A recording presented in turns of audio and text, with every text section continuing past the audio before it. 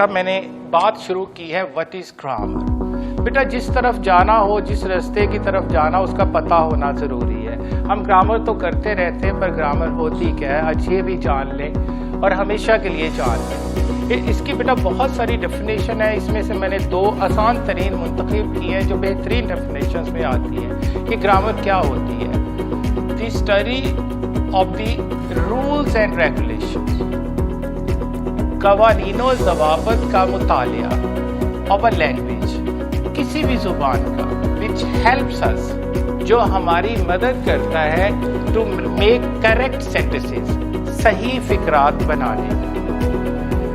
The study of the rules and regulations of a language which helps us to make correct sentences, किसी भी ज़ुबान। अब उर्दू में मुलाजा करें ये डेफिनेशन, किसी भी ज़ुबान के कवानीनो ज़वाबित का मुतालिया, कोई भी लैंग्वेज है ग्रामर एक ही डेफिनेशन रखती है, किसी भी ज़ुबान के कवानीनो ज़वाबित का मुतालिया जो कि हमें सही फिक्रात बनाने में मदद फराहम करता है, उसे ग्रामर कहते हैं। दूसरी डेफिनेशन है इसकी बेटा, the study of the way, उस तरीक़ाकार का मुतालिया, द वर्ड्स आर यूज्ड, जिसमें अल्फाज इस्तेमाल किए जाते हैं टू मेक करेक्ट सेंटेंसेस, सही फिक्रात बनाने में, इज कॉल्ड ग्रामर, उसे ग्रामर कहते हैं। यानी उर्दू में आप इसकी डेफिनेशन देखें अब तो ऐसे तरीक़ाकार का मुतालिया, ऐसे तरीक़ाकार का मुतालिया जो कि अल्फाज के दुरुस्त इस्तेमाल से, अल्फाज किस जगह पे लफ्ज़ आना है, उसकी पोजीशन क्या होनी चाहिए,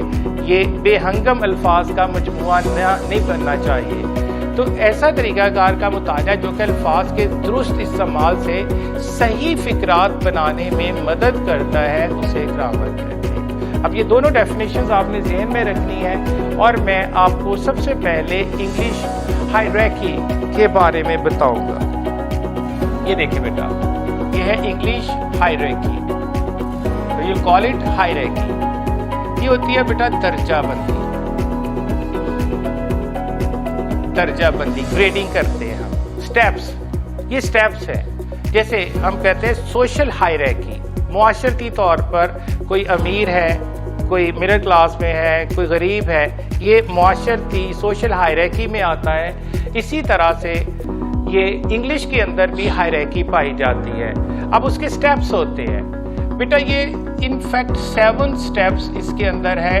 हमने 7 स्टेप्स लर्न करने हैं, हमने सीखने 7 स्टेप्स क्रॉस करके हम अल्टीमेट इंग्लिश इंशाल्लाह सीखेंगे। इसका पहला स्टेप है बेटा अल्फ़ाबेट, हरूफ़े तहज्जी। इंग्लिश शुरू होती है अल्फ़ाबेट से, इंग्लिश शुरू होती है अल्फ़ाबेट से, हरूफ़े तहज्जी से। जब हरूफ़े तहज्जी आपस में मिलते हैं तो वर्ड बनता है, वर्ड यानी लफ्ज़ बनता है। जब कुछ अल्फाज का मजमुआ, कुछ अल्फाज आपस में मिलते हैं तो फ्रेज बनाते हैं, यानी एक जुमला अधूरा बनाते हैं। जब फ्रेज के साथ कोई फाइल और कोई फेल लग जाता है तो वो क्लॉज बन जाती है। और जब एक प्रॉपर सेंस देने वाली फिक्रात का जब एक कॉम्बिनेशन मिलता है, ऐसे फिक्रे मिलते हैं जब वो मुकम्मल सेंस कन्वे कर रहे हो तो सेंटेंस बनता है। देखें, अल्फ़ाबेट से वर्ड, वर्ड से फ्रेज, फ्रेज से क्लॉज, क्लॉज से सेंटेंस, फिक्रा बना। हमें करेक्ट सेंटेंसेस की बात ज़हन में रखनी कि हमने पहला टारगेट है कि हमने करेक्ट सेंटेंस कैसे बनाना है, यहाँ तक पहुँचना है। फिर उससे अगली स्टेज जो आपको हाई लेवल पे लेके जाएगी वो है पैराग्राफिंग। पैराग्राफ होता है कई अल्फाज का मजमुआ, कोई छोटे पैराग्राफ होते हैं, कोई बड़े होते हैं। आगे जाकर मैं डिटेल से इस पे बात करूंगा। और फाइनल स्टेज है जो हमारा अल्टीमेट गोल है, वो डिस्कोर्स है, तवील गुफ्तगू, कि आपका कलम चले तो आप वो रुके ना, वो रुके ना। आप अपनी दिल की बात लिख रहे हैं, कोई ऐसे लिख रहे हैं, कोई नॉवल लिख रहे हैं, कोई ड्रामा लिख रहे हैं, कोई आर्टिकल लिख रहे हैं, कोई बिजनेस लेटर, ऑफिशियल लेटर या लेटर टू द एडिटर लिख रहे हैं, तो ये डिस्कोर्स के ज़ुमरे में ही आता है। और कलम आपका बेवफाई ना करे। ये 7 स्टेप्स के साथ हम इंशाल्लाह इंग्लिश सीखेंगे। तो पहले मैं अल्फ़ाबेट को डिस्कस करता हूँ, हरूफ़े तहज्जी ये होते क्या हैं। देखिए बेटा, दे show the sound pattern of different letters, मुख्तलिफ लेटर्स, मुख्तलिफ हरूफ की मुख्तलिफ हरूफ के ये साउंड पैटर्न होता है। उर्दू में देखें ये मुख्तलिफ हरूफ की महज आवाज़ को ज़ाहिर करते हैं, इसका कोई मतलब नहीं होता, इनफैक्ट मतलब नहीं होता, ये सिर्फ साउंड पैटर्न है, आवाज़ को ज़ाहिर करते हैं। फॉर एग्जाम्पल मैंने कुछ इंग्लिश के 26 अल्फ़ाबेट होते हैं। ये एक बात याद रखें बेटा, अल्फ़ाबेट्स वर्ड नहीं होता, इसके साथ एस नहीं कभी लगाना।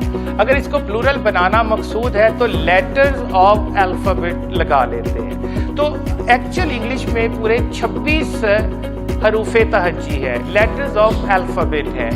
तो उसमें कुछ अल्फाज मैंने लिए साउंड पैटर्न के लिए, इसको बोलते हैं आ। कोई मतलब दे रहा है अपना? डी,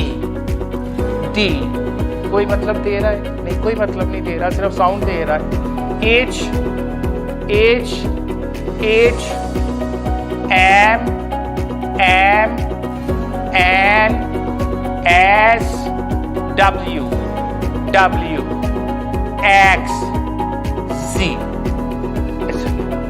अब ये देखिए बेटा, सारे अल्फाज में जितने मैंने उसमें से लिखे अपनी अपनी साउंड दी, लेकिन कोई मतलब नहीं दिया।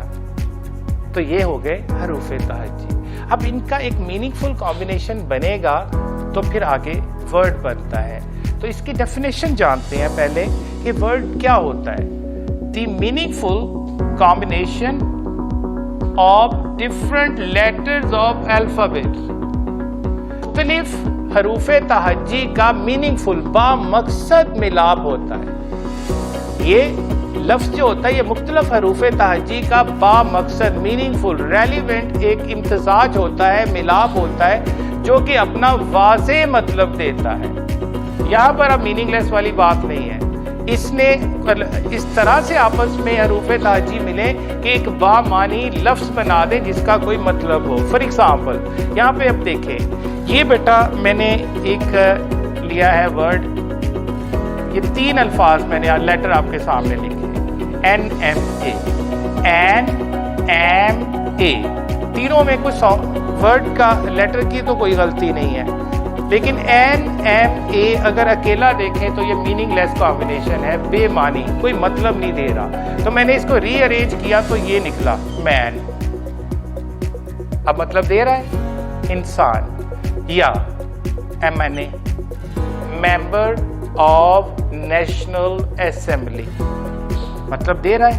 अब मैंने एक और एग्जांपल ली, ये देखें, ये मीनिंगलेस कॉम्बिनेशन है, मीनिंगलेस बेमानी लेटर्स का मजमुआ, EWNS, तीनों 4 जो लेटर्स है, लेटर्स तो अपनी जगह पे बिल्कुल सही है लेकिन मतलब नहीं दे रहे, ये मीनिंगलेस कॉम्बिनेशन है। तो जब इसको मीनिंगफुल बनाया गया तो ये सामने आया न्यूज़, खबर। अब मतलब दे रहा है बेटा न्यूज़। एक और एग्जांपल यहाँ पे लेते हैं, ये देखें, ALOHER। अब ये सारे लेटर्स तो अपनी अपनी जगह पे ठीक है, लेकिन ये मीनिंगलेस कॉम्बिनेशन है, कोई अपना मतलब नहीं दे रहा, ये मीनिंगलेस है। तो जब इसको रीअरेंज किया गया मीनिंगफुल वे में तो ये लफ्ज़ सामने आया हमारे लाहौर, हमारे सामने ये वर्ड आया लाहौर। तो अब ये अपना वाज़े मतलब दे रहा है। होपफुली वर्ड को आपने अच्छी तरह से अपने दिमागों में उतार लिया। अब ये फ्रेज, तीसरा स्टेप है फ्रेज। इसे जुमला अधूरा या नामुकम्मल जुमला कहा जाता है, जुमला अधूरा या नामुकम्मल। अब इसकी डेफिनेशन के ऊपर आते हैं। अ ग्रुप ऑफ वर्ड्स, अब अल्फाज का मजमुआ, अब हम लेटर से आगे आ गए। अ group of words which conveys some sense, अल्फाज का एक ऐसा मजमुआ जो कुछ सोच, कुछ सेंस देता है, बट नॉट कंप्लीट सेंस, लेकिन मुकम्मल सोच फ्राहम नहीं करता, is called a phrase. A group of words which convey some sense, इस पे जरा गौर कीजिए, some sense but not complete sense is called a phrase. Urdu में इसकी डेफिनेशन जानिए बेटा, ये देखें, अल्फाज का ऐसा मजमुआ जो कि कुछ ख्याल या सोच फ्राहम करता है, लफ्ज़ों का ऐसा मिलाप है जो कुछ ख्याल, कुछ आइडिया, कुछ सोच तो देता है, लेकिन ये सोच नामुकम्मल होती है। ये अधूरी सोच होती है, अधूरा ख्याल होता है, उसे फ्रेज कहते हैं। अब उसकी एग्जांपल्स देखिए बेटा। पहले नंबर पर है ऑफ रेड कलर, सुर्ख रंग का। तो क्या मतलब निकला इसका? ये तो पता चल गया कोई चीज सुर्ख रंग की है, लेकिन क्या? ये हमें मुकम्मल सेंस नहीं फराहम कर रहा। ये हमें मुकम्मल सेंस, लेकिन कुछ सेंस दे रहा है। कोई चीज है जो सुर्ख रंग की है, स्टोन डिजाइन, पत्थर का नक्श किया हुआ, पत्थर से नक्श किया हुआ कोई चीज है, वो डिजाइन की हुई है पत्थर से। कोई इमारत है, कोई स्टोन डिजाइन है शायद, या कोई स्कल्पचर हो सकता है, कोई ऐसी चीज हो सकती है, वाज़ेह नहीं है। कोई स्टैचू, कोई मुजस्समा हो सकता है, कोई घर हो सकता है, कोई दीवार हो सकती है, बट हमें वाज़ेह तौर पे नहीं पता। इतना पता है कि ये चीज स्टोन डिजाइन है, पर कौन सी चीज है ये नहीं पता। ये फ्रेज होगा। अब नेक्स्ट एग्जाम्पल देखें, of a great courage. Of a great करेज आपने पहले जब पढ़ा ऑफ रेड कलर, दूसरा स्टोन डिजाइन। अब तीसरी एग्जाम्पल है ऑफ अ ग्रेट करेज, बड़ी हिम्मत वाला, बड़ी हिम्मत वाला, बड़े हौसले वाला, ऑफ अ ग्रेट करेज। अब कौन है great courage? I am of a great courage और you are of a great courage, he is of a great courage. अगर इसकी कंप्लीट सेंस लेनी है तो हमें सब्जेक्ट और वर्ब की जरूरत है। यहाँ पर ये सेंस तो दे रहा है लेकिन इनकम्प्लीट। अगली एग्जाम्पल पे देखिए बेटा, out of sorts. Out of sorts होता है तबीयत का खराब होना, तबीयत का खराब होना। और अगर ये आउट ऑफ ऑर्डर लिख दें बेटा, ये भी एक फ्रेज है। अगर आउट ऑफ ऑर्डर लिख दें तो ये होता है मशीनरी का खराब होना। किसी मशीनरी वगैरह का खराब होना है तो आउट ऑफ ऑर्डर होता है। जैसे बाइक खराब हो जाए, गाड़ी खराब हो जाए, इंजन खराब हो जाए, पंप खराब हो जाता है, फ्रिज खराब हो जाती है, तो वो आउट ऑफ ऑर्डर हो जाता है। आउट ऑफ सॉर्ट्स होता है बीमार पड़ना, यानी तबीयत का खराब होना। या दोनों अल्फाज कुछ सेंस तो दे रहे हैं लेकिन कंप्लीट नहीं, ये फ्रेज ठहरा। और last but not the least is at a stone's throw. ये एक मुहावरा है बेटा, एट अ स्टोन्स थ्रो, थोड़े ही फासले पर। आप हाथ में पत्थर पकड़ें और उसे यूं फेंके, भारी पत्थर है, कितनी की दूर फेंक लेंगे बेटा, वो कोई 50 मील दूर तो नहीं चले जाना, ज़ाहिर आपकी नजरों के सामने ही कहीं गिरेगा। एट अ स्टोन्स थ्रो एक मुहावरा है कि पत्थर की दूरी पर, मीन्स के आप पत्थर फेंकते उसकी दूरी तक, यानी इसका मतलब हुआ करीब ही, किसी चीज का करीब ही वाक़या होना। लेकिन यहाँ पर एट अ स्टोन्स थ्रो कौन सी चीज है ये हमें नहीं बताया गया, लेकिन इतनी सेंस आ रही है कि कोई चीज थोड़े ही फासले पर है। ये है बेटा फ्रेज। इससे आगे इंशाल्लाह नेक्स्ट लेक्चर में मैं क्लॉज, सेंटेंस, पैराग्राफ और डिस्कोर्स को डिस्कस करूंगा। मैं उम्मीद करता हूं कि पहला लेक्चर जो है आपने खूब इंजॉय किया होगा और आपका एक सोच का एंगल सेट हो गया होगा कि हमने किस तरह से, किन स्टेप्स पे चल के अंग्रेज़ी सीखनी है और हमारे टीचर हमें कहां से कहां लेके जा रहे हैं। मैं अल्फ़ाबेट से डिस्कोर्स तक लेके जा रहा हूं। मैंने इंशाल्लाह आपको अल्टीमेट राइटर बनाना है। रिमेंबर वंस अगेन, जो लोग समझते हैं हमें अंग्रेज़ी नहीं आ सकती, वो अपनी सोच बदलें, अल्लाह पे यकीन रखें और अपनी सलाहियतों पे यकीन रखें और थोड़ा सा यकीन अपने टीचर पे भी रखें। इंशाल्लाह you are going to learn a wonderful English. इंशाल्लाह अगले लेक्चर में हम मज़ीद डिस्कशन करेंगे इसी इंग्लिश हायरार्की के ऊपर। तब तक के लिए आपसे इजाज़त चाहता हूँ। अल्लाह हाफ़िज़।